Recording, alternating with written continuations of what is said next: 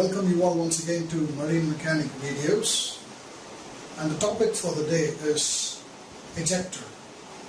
Before proceeding to the working of an ejector, we will understand what is an ejector and a simple construction of an ejector.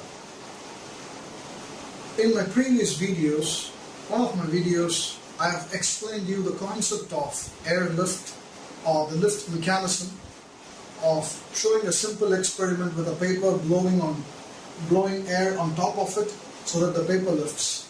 I'll post the link over here, just click it and recollect the concepts. With that concept in mind, we'll proceed constructing an ejector. So there are 4 simple steps which I have put over here. So let's start with step number 1. Let's assume that we have a fluid, let's say air or water, whatever, a fluid under high pressure on the upstream of the valve. So this is the upstream and this is the downstream. Alright? So this valve is shut now.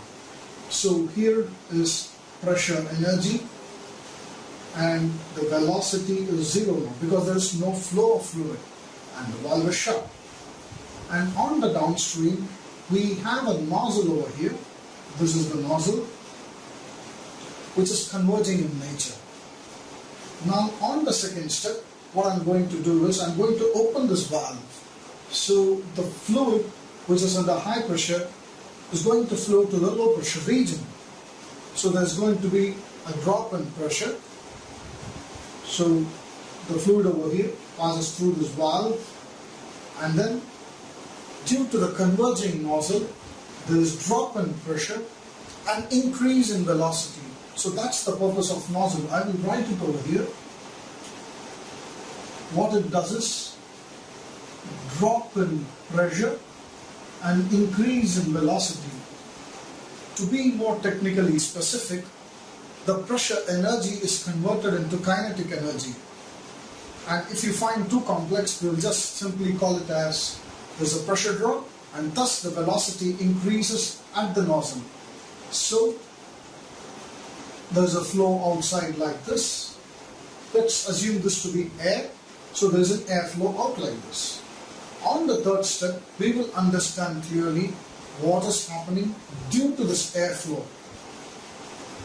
Now as the air flows, I'll just change the color. There are some air particles which are surrounding this flow. So these particles are set in motion, and these are called as eddies. And these eddies are circulating, or we don't know the nature of these eddies, and these are called as eddy currents. If this is air, this is called as air eddy currents, and if this is water, these are water eddies. If the water is flowing and you have air particles nearby, then the air is set in eddies. So this also starts moving along with this.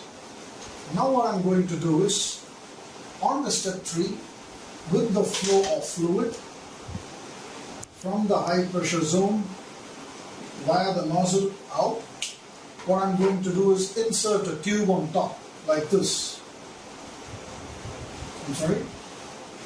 Something like this. Cover the nozzle. I'm going to insert a tube like this. So I'm inserting this nozzle and pipe arrangement inside a tube. Now what happens is the eddies are wiped off, or the eddies are more streamlined. What happens is, along with this water or air particle, the eddies also start to travel like this, and it also starts sucking air from the surrounding. And in this manner, the eddies are more streamlined. Now when I go to step 4, I'm going to put the same pipe, but the opening is not over here, but it is at the down. Let's say I'm covering over here, and then,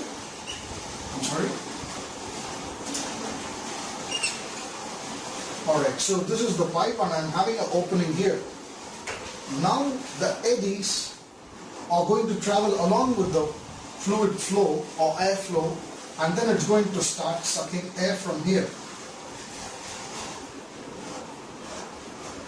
So finally, what we understand from this is we have a high pressure fluid which is called as the motive fluid or the motion fluid, because this is the prime source of energy which sets the secondary fluid to flow. That's why it's called as motive fluid.